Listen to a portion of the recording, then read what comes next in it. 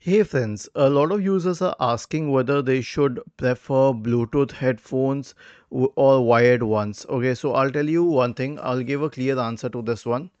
If mobility is the thing, then prefer Bluetooth headphones because they are fine. Okay, they are good enough. But here's the thing, if you can I mean if you want better sound quality, reliability, and you don't want charging and obviously lower costs, then go for a wired one. Now I prefer a wired one myself. I'll tell you why.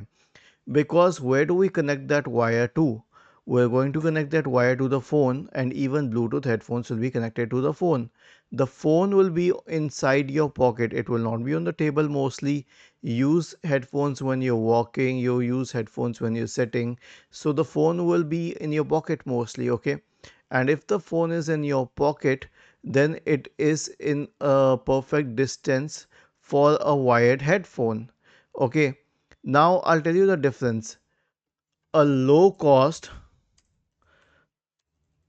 wired headphone is better than a Apple AirDops.